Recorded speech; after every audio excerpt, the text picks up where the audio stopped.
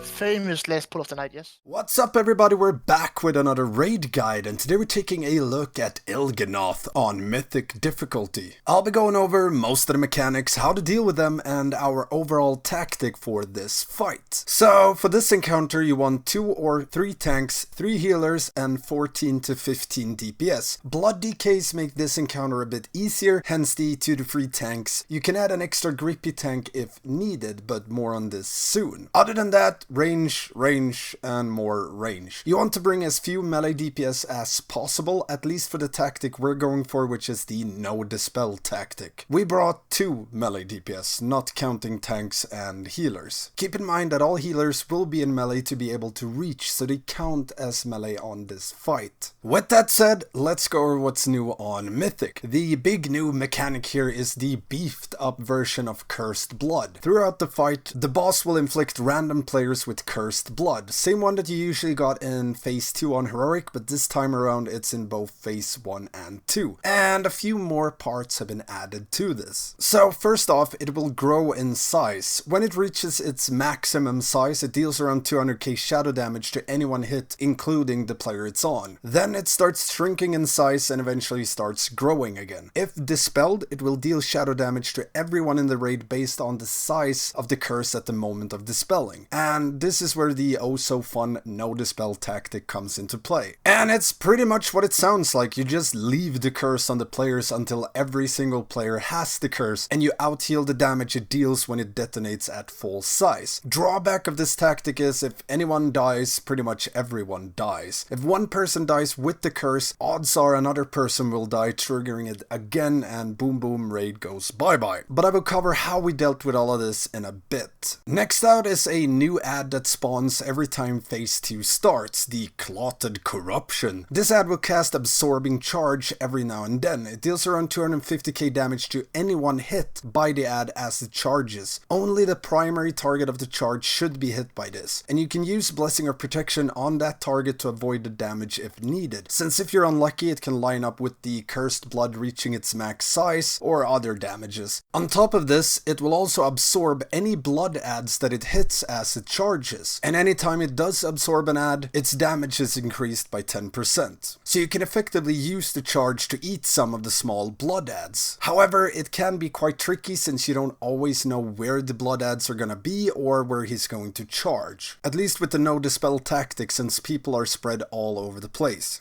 This ad needs to be tanked and it's not a high priority target, so focus should still be on Blood's organs or the boss at all time. With that said, let's go over the fight a bit more. So let's start off with the Cursed Bloods. As I mentioned earlier, this will be the no dispel tactic. If Blizzard for some reason decides to change this, I will revisit this once again. And if you're worried about this being allowed, it is. It is not an exploit, so unless Blizzard actively changes the fight, it is okay to do. So the whole point of this strat is to ignore the Cursed Blood mechanic, which in itself will give you new things to deal with, due to the extremely limited space you have to deal with. Each player in the raid should have a pre-assigned spot. You don't have to go out of your way and micromanage this like a madman, but use the first few polls to find spots for players so everyone knows where to be, and you stick to these spots as often as possible. If 2 players' Cursed Blood rings are desynced, meaning one player's ring is big and another player's ring is small, it's perfectly safe to stack. You just want to avoid players getting hit by multiple detonations in quick succession. A 200k hit every 8 to 10 seconds is manageable, but getting 200k hits 2-3 times within 4 seconds is kinda not. And if you're using 3 tanks, then the 2 tanks that aren't currently tanking the boss can and should stack at all time to free up space. From detonation to detonation you have 20 seconds, so if your blood has reached maximum size and detonated, it takes 20 seconds for it to detonate again. During this you can safely move around without killing other players. Just keep track of the other players' circles as well, as you will still take damage from theirs when they detonate. And movement should be minimized as much as possible. Also, you can't use things like Ice Block or Bubble. It will instantly clear your curse and wipe the raid, so unbind that shit. Reflexes are hard to control sometimes. And lastly, when everyone in the raid has a curse, you don't need to deal with the mind controls. Touch of the Corruptor only targets players without the curse, so another reason to go for the no dispel strat. You will need to deal with at least one set of mind controls before before everyone in the raid has the curse. 8 players will get it per application, and there's a mind control between the second and third set of curses. But after that, it's gone. Now, with the cursed blood out of the way, let's talk Corruptor's Gaze.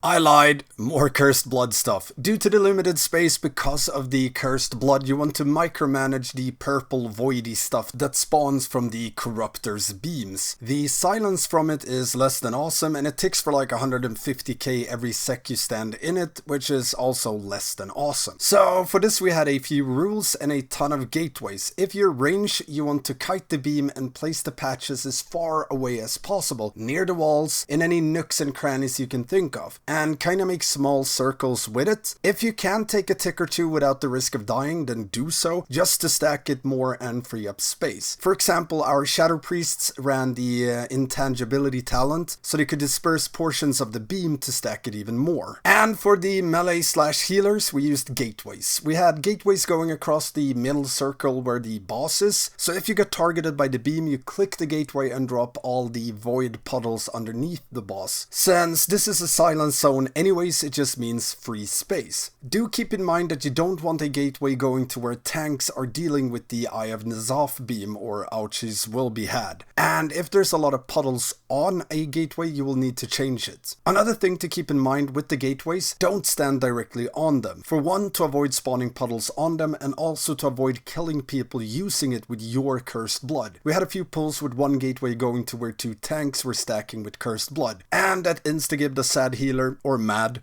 A mix of both, I'd say. Anyways, too long, didn't read. Range get the beam away from everyone, far away, and melee/healers use gateways to drop puddles under boss. And lastly, the blood, the small bloods that spawns from the defeated organs. These hurts like hell if they reach their targets and start numbing away at that player. You can knock them, stun them, slow them, stick them in a grip them, and even fear them to gain more time to kill him or to save a player. Keep in mind that things like fear makes the blood swap targets, so fears should only be used if they're extremely close to its target. Because if you just randomly YOLO fear it, odds are it's right next to another player whom it wasn't targeting, and if unlucky it swaps to that player. Same is true for Shadow Meld and Feigned Death. The ads will refixate, so only use that if you're about to get hit. And you really want to go out of your way as much as possible to not get numbed by the ads, as the stacking debuff they apply can be quite devastating when combined with the cursed blood, amongst other things. With that out of the way, let's go over the fight a bit more step by step. Before pull, pre-spread around the room and move into your spread locations as soon as the fight starts. Melee and healers, make sure to be as close to the boss as possible without getting silenced, so minimum melee range. We had one spot pre-marked for tanks to deal with the tank beam throughout all phase 1s. At this point, there's not a lot happening. Full burn on boss and be prepared for the first mind controls. Since not everyone gets the cursed blood instantly, you will have to deal with a few mind controls during phase 1. And as soon as Ny'alotha takes a break and phase 2 starts, start nuking down the first organ. For us, this was the one on the left as you enter the room and where we have our square mark. One tank pick up the new corrupted ad, and we tanked this in the middle of the room so dot classes could reach it and the organ at the same time. Keep track of player circles as you move in to DPS the organs. If there's a ton of them near you that will reach max size in quick succession, then wait for them to detonate before moving in or over other players. It's perfectly fine to not have every single DPS on the organ. They can just play around with the big ad and bloods instead. Or you can just do this instead. Yeah, this just got way too spicy for me. As soon as the organ is defeated, move back into your starting positions and full out burn on boss again. Keep in mind that he will use a tank beam within like 3-4 seconds after resurfacing, so don't run in front to get to your positions.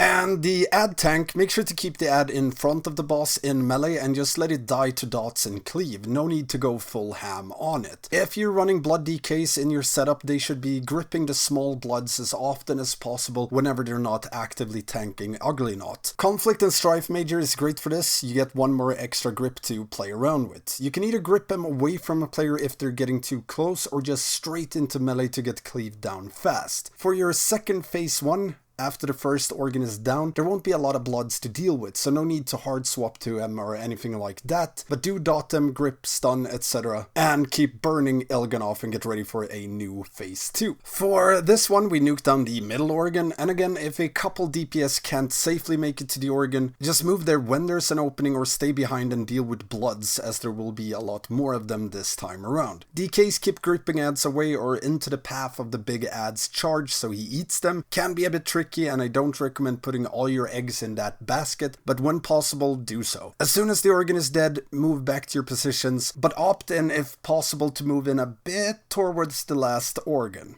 There will be a lot more bloods during this phase 1 as 2 organs are now dead, so you will want range to swap off Il'gynoth more to deal with these ads. Keep in mind that anytime a blood dies, it deals raid-wide damage, so avoid killing more than 2 of them at the same time to give healers some time to top everyone off. DKs also need to deal with the ads as efficiently as possible, gripping them when they get close, slowing them with D&D, and stuns to give players more time to nuke them down. Of course, boss damage is still very important, so don't go all out on these ads, just need to find a good balance here. Since we had 2 blood DKs on our kill, we had one of them move to the back of the room to cover the second organ we killed, and 1 DK for the first organ we killed. And the DK that moved to the back was our ad tank, so make sure the ad dies first before moving over to the back and start gripping. Burn boss and get ready for your last phase 2. This phase 2 is a lot more about ad management than the actual organ itself. Of course, it still needs to die, but not getting overrun by bloods is more important. Space will also be a lot more limited as more players might need to kite the bloods a bit, so keep that in mind. And following the last organ, the true burn starts, as you need to finish off Ny'alotha before he gets swarmed by bloods. Use Bloodlust in second pot at the start of the last phase 1. For this, we opted in to kill 2 waves of blood spawns from all the 3 old organs, and after that we rooted, mass root, single root, the rest of them to the best of our ability at least, and then full swap to burn the boss. After a bit, these ads will go big and immune to crowd controls, which will make things a bit more complicated.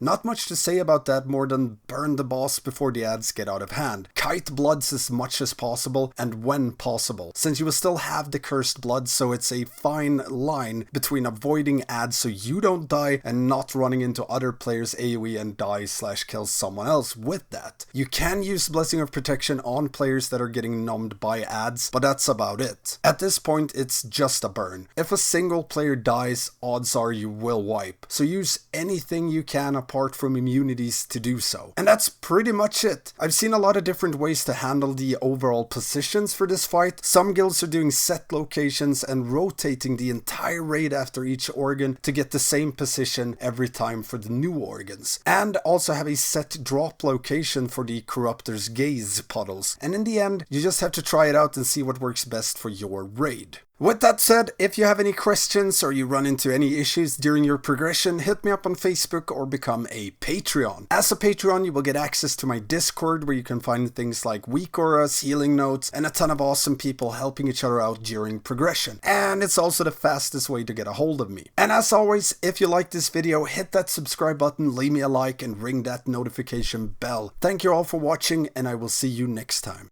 Let go of the bubble!